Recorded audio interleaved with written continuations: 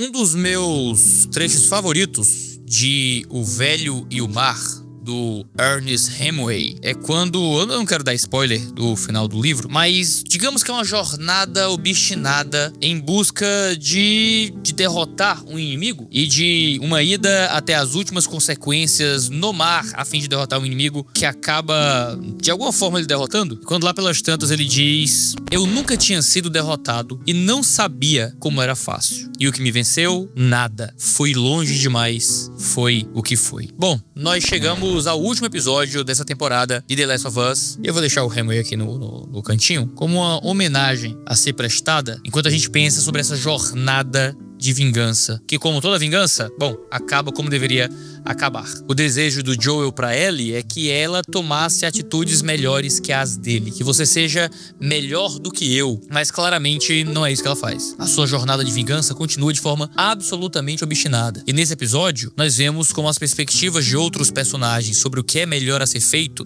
estão em conflito com a da Ellie. E principalmente, como se comportam os violentos e como a violência golpeia cegamente, acertando qualquer um que estiver por perto. É aqui nesse episódio que nós temos convergindo todos os temas que foram tratados ao longo da temporada. O tema da violência, o tema dos grupos, das comunidades, o tema da vingança, o tema da paternidade. Tudo junto e misturado aparece aqui como o que pode parecer um episódio com um final, assim, meio agridoce. Para alguns até frustrante, uma vez que você não tem a conclusão da história, mas que conclui muito dos eixos temáticos que foram levantados até aqui. Esse é o Mundo Cópia do último episódio da segunda temporada de The Last of Us. E por isso, claro, esse vídeo está cheio de spoilers. Assista por sua conta e risco. Se você gostou dessas análises que a gente foi fazendo aqui, eu sei que o seriado foi polêmico aí nas redes sociais. Eu vou dar minhas opiniões gerais aí sobre o seriado em si, lá no Contemporama. Deve sair quinta-feira, fique ligado. Eu e meus amigos, a gente vai brigar e se matar aí. Temos opiniões muito diferentes sobre esse seriado. Mas se você gosta das análises que a gente faz, me convido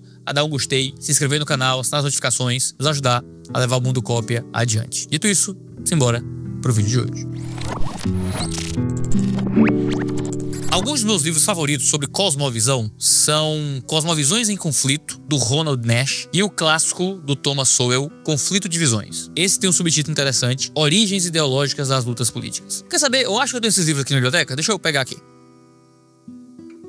Cosmovisões em Conflito, Conflito de Visões. Vou deixar aqui como forma de lembrar deles. Acho que vai acabar caindo nesse bicho. Eu vou botar aqui, peraí. Aquele papo de que cada cabeça é uma sentença se manifesta de forma muito profunda no modo como nós enxergamos e entendemos o mundo. Nesse episódio, a gente tem a expressão máxima do conflito dentre as cosmovisões de grupos diferentes e nos seus relacionamentos com a violência, com a existência e com os deveres. A primeira cosmovisão em conflito com a da Ellie aqui é o de Jesse. Apesar dele ser um personagem sem tanto desenvolvimento no jogo, os produtores da série tiveram a liberdade criativa de mostrar mais sobre quem ele é, sobre como ele pensa e sobre como ele age na série. O pessoal reclamava muito que porque tal personagem era melhor do jogo e tal. Assim, a grande maioria dos personagens foi muito melhor apresentado e desenvolvido aqui no seriado. Jesse é um deles. E ao fazer isso, uma camada de profundidade e reflexão é adicionada na história. Embora seja uma história sobre vingança, permeada de violência, os personagens têm perspectivas diferentes das situações que vivem. Jesse sabe ser violento. Ele precisou ser violento para salvar a Dina e a Ellie. Mas ele é alguém que pondera a violência de uma forma diferente da Ellie. Jesse está disposto a ser violento para proteger a Dina, para proteger o seu filho que ele acabou de descobrir que tinha e para proteger a Ellie, mesmo diante da sua ingratidão e teimosia. Quando eles se escondem para não serem descobertos pelos lobos, Jesse precisa segurar a Ellie. Enquanto eles observam o jovem serafita ser pego, despido e levado provavelmente para tortura e morte. Jesse também se segura. Ele fecha os olhos, não em negação do que estava acontecendo, mas como uma tentativa de dominar a si próprio para não retaliar ali. Aquela não era a sua guerra. Aquilo era errado, mas ele não seria capaz de interromper nem aquele ato de maldade, nem o comportamento maligno dos grupos. Foi Francis Schaeffer, para mim um dos grandes nomes do neocalvinismo, foi quem disse que nem toda necessidade é um chamado. Nem toda guerra é nossa. Jesse não fecha os olhos para a violência a fim de fugir da realidade, mas como um reconhecimento que, se ele olhar demais, ele cometerá atos que podem impactar a vida daqueles que ele ama. Às vezes, para solucionar alguns problemas, nós temos que ignorar alguns outros à nossa volta, por pior que seja. É novamente aquela discussão sobre quem poupar e quem sacrificar. Para não colocar a vida de Dina em risco, para que ele pudesse achar Tommy, para que ele pudesse levar Ellie de volta para Jackson, ele precisa deixar que aquele mal aconteça. Pesa o que vale mais para ele, ao ponto que ele precisa segurar Ellie. Ellie não pensa. Ela tá tão engatilhada pela vingança que qualquer ato que ela julgue injusto já é interpretado como um chamado para fazer justiça com as próprias mãos. Sabe o que isso me lembra? Um outro livro do Jonathan Haidt. Deixa eu ver se eu acho ele aqui. Não tenho ele em português, só tenho ele em inglês aqui, ó. A Mente Moralista, porque boas pessoas são divididas por política e religião. Excelente, esse material tem em português já. Vou colocar isso tudo aqui, vou colocar esses livros aqui, vai ficar as referências de hoje. Vão ficar tudo pra cá, ó. Iago precisa de tudo isso pra entender um seriado? Claro que não, mas se tiver, ajuda, né? É no A Mente Moralista que o Jonathan Haidt traz pra gente um modelo de avaliação moral muito interessante. Ele vai dizer que os seres humanos primeiro intuem o que é moralmente correto e somente depois apresentam justificativas que deem base para esse julgamento do que é correto e do que é incorreto. E isso tem aspectos positivos e negativos. Por exemplo, se você vê uma pessoa comprar um produto e logo em seguida espatifá-lo no chão, você vai julgar isso como estranho, mas ainda assim seria algo que ele pode fazer, já que o produto é dele. Agora, se você vê uma pessoa comprar um filhote de cachorrinho e pisá-lo na rua, você não vai ficar pensando nas justificativas para aquele ato ser repugnante ou não. O modelo do Haidt é interessante porque aponta que não há um governo absoluto da razão sobre a nossa moralidade, mas há uma interconexão entre emoções e razão. Muitas vezes nós não conseguimos explicar o porquê de acharmos algo errado ou certo. É como se fosse tão óbvio que nós pensamos que todos vão pensar assim. E com Jesse e Ellie, isso não é diferente. A intuição dos dois diz, isso é errado. Porém, ao passo que Jesse justifica sua ação de se conter por prezar pela vida de quem ele ama, Ellie quer usar mais violência como justificativa. A gente tem aqui um Jesse que é neurologicamente mais maduro que a Ellie, nesse caso. O impulso de ambos é o mesmo. Eles têm o mesmo impulso em direção a uma violência redentiva. Mas o Jesse consegue controlar este impulso, enquanto a Ellie, aparentemente, não. De forma que ela está disposta a sacrificar tudo, quem quer que seja, colocar qualquer um numa situação terrível, para poder cumprir o seu desejo de violência. Sabe o que é que isso me lembra? Me lembra o C.S. Lewis, em um artigo chamado Por que não sou um pacifista? Sabe que eu acho que eu tenho esse artigo aqui? Meu menino bagunçaram tudo aqui, eu não tô achando não. Mas é aquele artigo em que ele avalia que o processo de decisão do que é bom e do que é mal passa por 3 etapas. Em primeiro lugar, a percepção dos fatos, que pode vir porque nós vivenciamos o ocorrido ou por meio do relato de terceiros. Em segundo lugar, existe a correlação de verdades autoevidentes, o que Lewis batiza de intuição, que é bem similar ao conceito do Haidt. Ou seja, intuitivamente fazemos uma correlação entre fatos A e B para chegar na conclusão. Em terceiro lugar, existe a ordenação dos fatos para interligar várias intuições e produzir a verdade ou a falsidade do que nós estamos considerando, um ponto que se aproxima do conceito de justificativa do Haidt. Segundo Lewis, a inabilidade de perceber verdades autoevidentes resulta tanto da paixão de não querer ver, quanto da preguiça de não querer pensar. Vê só, Iago, meu senhor, a gente tá falando de The Last of Us, Iago, não é uma tese de doutorado não, rapaz. Mas calma aí, vem comigo aqui. Percebe que o Lewis e o Haidt nos ajudam a compreender melhor as ações do Jesse e da Ellie. Ao passo que Jesse optou pela não retaliação, porque sua intuição correlacionou que se ele atacasse ele podia morrer, ser torturado e até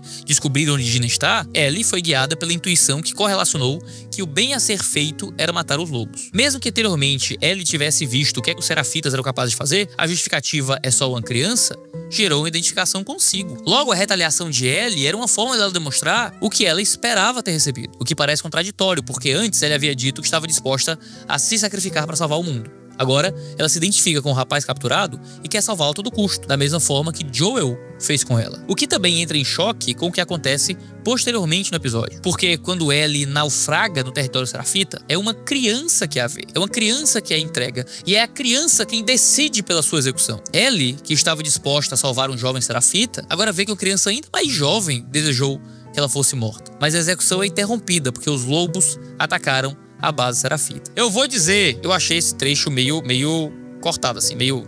Eu tenho um probleminha de montagem muito grande nessa parte. Eu sei que essa era uma coisa que o pessoal queria... Olha, eu fui falar mal do seriado, ó a punição caindo aí.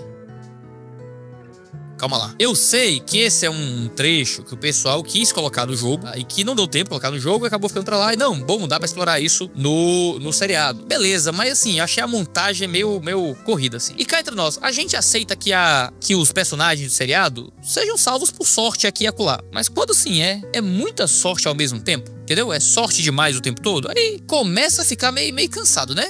Assim, convenhamos que mais uma sorte salvando a Ellie é um pouco demais. Mas eu gostei daquele trecho, por mais que haja um problema pra mim sério de montagem e uma conveniência de roteiro que me incomoda. É interessante ver a Ellie passando por esse momento que faz um reflexo com ela tentando salvar o Serafita não querendo salvá-la, no caso, duas crianças aqui, e com a Abby aparecendo no fim do episódio com a marca de corda no pescoço, o que significa que a Abby também foi, ó, levantada ali, ó, enforcada pelo Serafita, sabe? O que cria, mais uma vez, esse paralelo entre a Abby e a Ellie. Então, essa é uma cena, ter ela caindo do território Serafita, que ajuda a criar esses espelhamentos entre ela e a Abby. Mas, assim, eu achei que ficou bonito em termos conceituais, eu acho que ficou pobre em termos de montagem, em termos de estrutura narrativa. Mas, assim, dito isso, tem pelo menos duas coisas interessantes que acontecem aqui na Ellie caindo em território Serafita. Primeiro, é que os Serafitas poupam a vida da Ellie pra salvar a comunidade. Eles tinham que fazer uma escolha entre executar aquela que poderia ser um mal pra eles ou socorrer a comunidade que estava sob ataque. O que é o contrário do que a Ellie faz em Jackson. A Ellie recusou Jackson, ou seja, recusou a sua comunidade pra ir atrás da Abby. Se fosse Abby que estivesse nas mãos de Ellie e Jackson fosse atacada, muito provavelmente Ellie levaria sua vingança a cabo. Ela deixaria que Jackson fosse destruída para matar Ellie tranquilamente. Um segundo fator muito interessante é que, indiretamente, os lobos salvaram Ellie ao atacarem os Serafitas. Vê como as posições se inverteram totalmente aqui? Ellie é capturada pelo grupo que ela estava disposta a salvar, ou pelo menos salvar um representante desse grupo, e é salva pelo grupo que ela estava disposta a matar.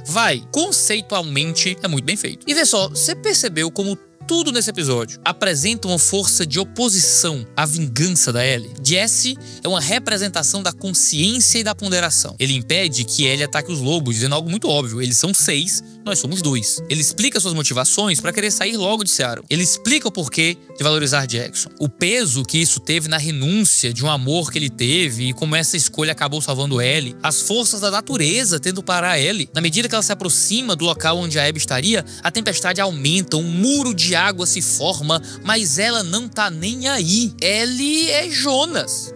Ellie é Jonas. Jonas foge de Deus, entra num barco, Deus manda uma tempestade, Jonas cai na água, Jonas é vomitado na praia, mas ele continua com o coração vingativo. Ele não interpreta que Deus está tentando impedir a sua fuga. Ellie não consegue aproveitar as várias chances que ela tem de voltar atrás naquele caminho de vingança. Ela está sendo guiada pela imagem de uma baleia, que é o que está pichado ali do lado do aquário. Ela tá, sabe, assim como Jonas foi engolido e vomitado por um grande peixe. Se ela tivesse voltado atrás, as desgraças do fim do episódio não teriam acontecido. É porque ela insiste, insiste e insiste mais uma vez. Como um tipo de Jonas, ela vai para aquele caminho. Ellie é um Jonas que acredita que Deus está na violência. Ela é o velho do Hemway, que vai longe demais. E que volta como? Volta trazendo carcaças de volta. O evento derradeiro acontece quando é contra o Owen e a Mel, que eram membros do grupo da Abby. Ela ameaça e atira em Owen, mas há um dano colateral. A bala pega de raspão no pescoço de Mel e ela sabe que vai morrer. No entanto, ela revela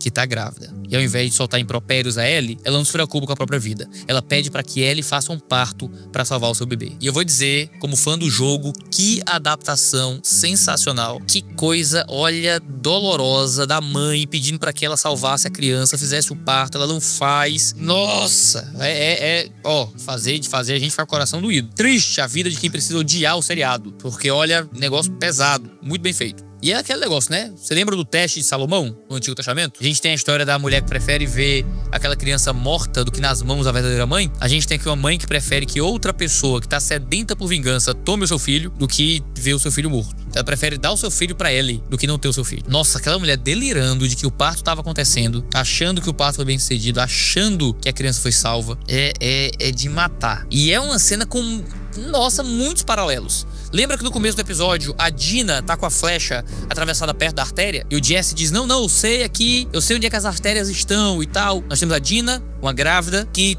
tem uma artéria quase ferida, ela poderia morrer com isso. E aqui a gente tem a Mel, uma grávida, que tem a artéria, não é ferida. Duas grávidas, a Ellie tentando salvar uma grávida, que a Ellie mata uma grávida. A grávida morre como dano colateral. A Dina morreria como dano colateral. É um negócio conceitualmente muito doloroso. Diante da morte, tudo que aquela mãe conseguiu imaginar não foi vingança, não foi retaliação, não foi violência. Ela só conseguia imaginar o seu filho vivo. A Ellie disse, Não vou atirar não, porque eu não sou igual a vocês. E talvez ele não seja igual a eles mesmo. Talvez aquela mulher tivesse o coração mais voltado pra salvar do que pra vingar. Coisa que falta muito a Ellie aqui. Agora, tem um paralelo bem profundo, né? Você lembra que a Ellie nasceu em circunstância muito semelhante a essa, né? Você lembra do parto da Ellie da primeira temporada? A mãe dela, prestes a morrer, faz nela mesma um parto, entregando Ellie nas mãos de Marlene. Essa Ellie agora é incapaz dela mesma fazer um parto. Seja por falta de aptidão, de empatia, estabilidade emocional pra salvar aquela criança. Ellie, que falava que seu propósito era salvar vidas, se torna agora incapaz de salvar uma vida inocente. Ela queria salvar aquela criança, só uma criança. E agora ela é responsável pela morte daquela criança. Eu vou dizer, tá? Eu reconheço os problemas de montagem de The Last of Us. Reconheço que existem algumas decisões de roteiro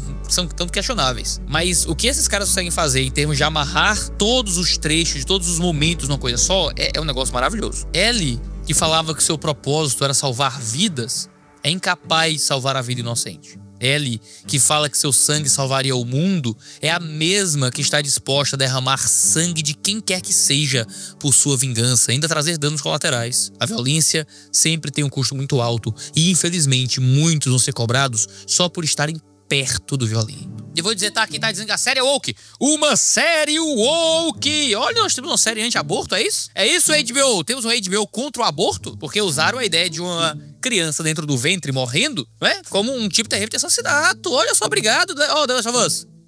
Obrigado, vocês aí falam as coisas meio tem um negócio meio woke aí, mas ó, o mundo é mais complexo do que se imagina, tá? Será que os nerdolas vão dizer, é isso aí, uma série anti-aborto? Ninguém vai, né? Vai ter nenhuma vídeo chamada série anti-aborto. Não vai ter, né? Porque só dá view acusar as coisas de ser woke. Mas eu já tô transversiando já. O Craig Mazin, que é um dos criadores da série, ao lado do Neil Druckmann, que é o criador do jogo, ele diz algo muito fantástico no making off. Esse é o problema com pessoas que perderam qualquer noção de similaridade de pecado. O que fazemos é justificável, o que você faz é maligno. Isso é fantástico porque, em primeiro lugar, o Craig Mazin poderia ter usado palavras como justiça, bondade, certo e errado. Ele poderia ter usado palavras que apelassem a conceitos mais universalmente estabelecidos, mas ele usa uma palavra associada à religião. Ele fala de pecado. Claro que a gente não pode inferir muito daí, mas ao escolher falar de pecado, ele chama a atenção para algo que está muito próximo de nós, como crentes analisando essa série. O problema ali é isso, é pecado, não é outro. A vingança da Ellie, a vingança da Abby, as atitudes egoístas do Joel, os serafitas, os lobos, o que é aquilo? Senão um mundo de as pessoas não encontram qualquer similaridade do pecado. Onde o pecado só está no outro, não em nós. Onde os serafitas querem libertar o pecado do mundo, tirar o pecado das pessoas, sendo eles próprios pecadores terríveis. Onde a Ellie só consegue ver o mal do outro, onde a Abby só consegue ver o mal do outro. Quando o Craig Mazin diz isso, seja de forma consciente ou não, ele tá falando algo muito de acordo com aquilo que a Bíblia ensina. Quanto mais as pessoas perdem a noção do que é pecado, mais elas são capazes dos atos mais horrendos, abusivos e absurdos. Romanos 1 ensina que Deus entrega pecadores obstinados às suas paixões, porque eles suprimem a razão, dando vazão aos seus pecados. A deturpação aumenta, há uma profusão de atos cada vez mais condenáveis. A perda da noção do pecado implica na perda do senso do que é justo. Quem perde a noção do mal sempre tem justificativas para suas ações, por mais irracionais que sejam. Sempre tem um julgamento negativo pronto para dar para aqueles que eles discordam ou que têm uma atitude contrária. A perda da noção de pecado é o que faz os lobos capturarem, torturarem e matarem serafitas. Da mesma forma, é o que faz os serafitas capturarem e fazerem rituais de purificação na intenção de expurgar o pecado por meio da morte daqueles que eles julgam como pecadores. É um negócio fora de série, é a linguagem de René Girard. Marli, pra pegar aqui. Esse é o livro de Mentira Romântica e Verdade Romanesca. Ele vai explicar o conceito de bode expiatório também aqui, é muito bom. O Sacrifício, do Girard, ele meio que desenvolve aquilo que ele fala na violência do sagrado. Tem esse aqui do Robert Hampton Kelly, Violência Sagrada, Paulo Hermenêutico da Cruz. Girard ele é um filósofo católico francês, fora de série, e ele que vai argumentar sobre o conceito do bode expiatório, onde os de fora são sempre culpabilizados pelo mal, ao mesmo tempo que são meios de purificação do mal através do seu sacrifício. E com isso, uma prolongação da existência do grupo em questão que culpabiliza aqueles que ele sacrifica. Olha, eu tô o seguinte, pra entender The Last of Us, imagina, eu falo assim, pra entender The Last of Us, aí eu mostro aqui, o maior bait da história, uma mentira desgraçada. Você não tem que ler nada disso pra entender The Last of Us. Mas a vida fica mais legal quando você tem referência pra entender as coisas. Eu acho que parte do que a gente tenta fazer no mundo cop é isso, né? Sempre tentar relacionar, né, o cinema, as séries e tal, com material de literatura de qualidade. Vale a pena um like seu aí nesse vídeo, não? Esse tanto de referência que a gente traz aqui, pra gente aprofundar nossas reflexões sobre aquilo que as mídias ilustram. Vou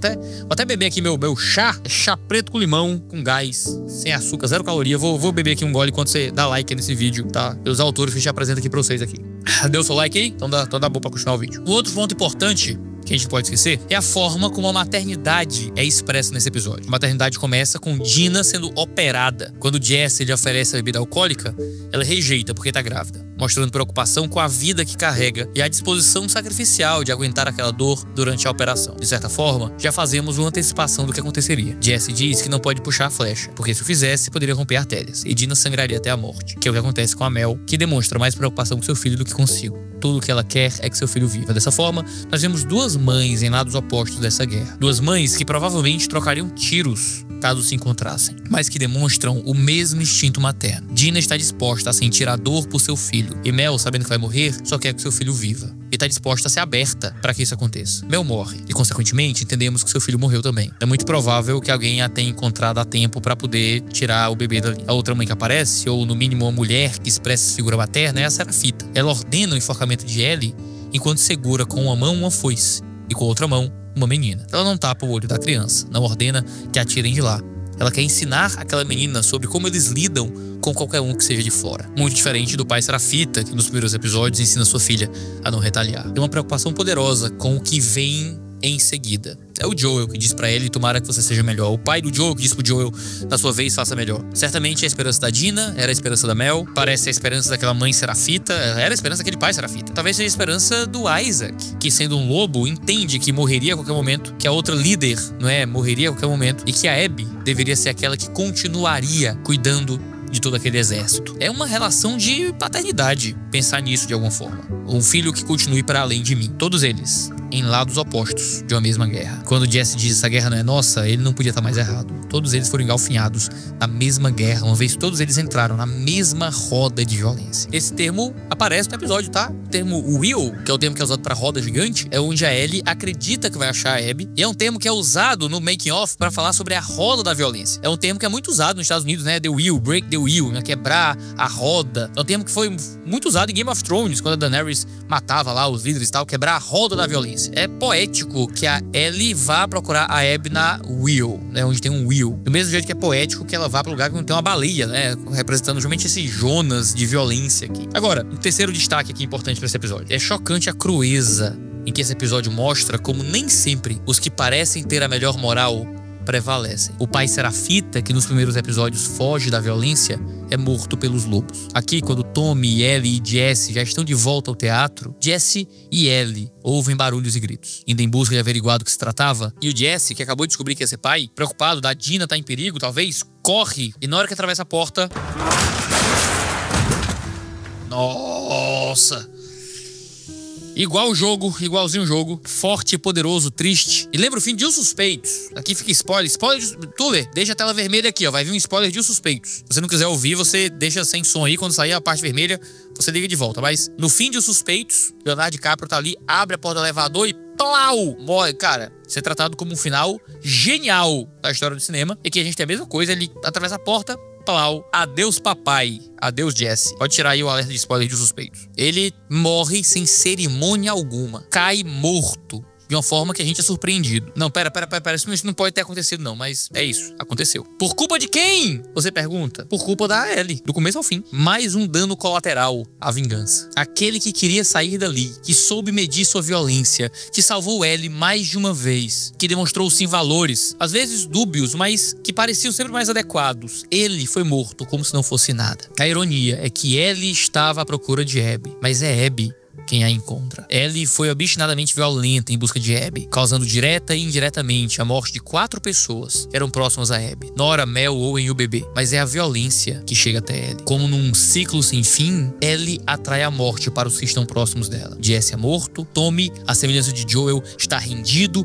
Ellie está incapacitada de fazer algo novamente. Ela grita, ouvimos um tiro, a cena escurece. Agora Abby acorda e teremos que esperar até a próxima temporada para acompanhar a saga de Abby e entender o que aconteceu ali.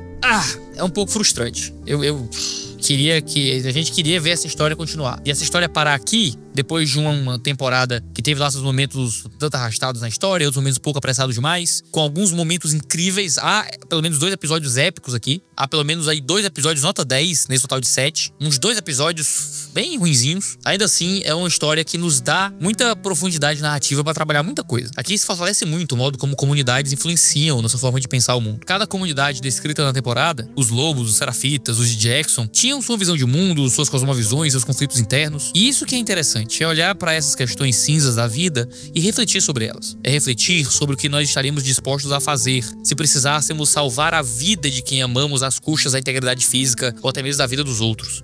É pensar se salvaríamos o assaltante que acabou de nos agredir, mas foi atingido por um carro e pode morrer se não chamarmos uma ambulância. É pensar sobre que sacrifícios estaríamos dispostos a sofrer pelo bem dos nossos filhos e das pessoas amadas. A gente tem que ser consciente. Sabe, a gente não tem que abrir mão da existência de absolutos morais, de certo e errado, para reconhecer que existem decisões que são também dúbias, em que o bem e o mal nem sempre estão tão claros diante de nós. Muitas vezes, escolher o bem para alguém vai implicar escolher o mal para outra pessoa. Pense em um médico que tem que escolher entre 2 ou mais pacientes com risco de vida, e um juiz que tem que julgar uma causa de guarda de filhos e que ambas as partes se acusam de formas terríveis. Várias são situações em que somos postos diante de zonas cinzentas, nas quais precisamos assumir a responsabilidade por nossas ações. Muitas dessas decisões são tomadas por intuição, nos termos de Jonathan Haidt. Elas podem trazer boas consequências, ou más consequências, quando não tivermos uma boa base que forme as nossas intuições. Temos que ter a consciência que vivemos em um mundo que ainda está maculado pelo pecado, e que este mundo corrompe todas as esferas da vida e em todas as dimensões do nosso ser. E é por isso que temos que nos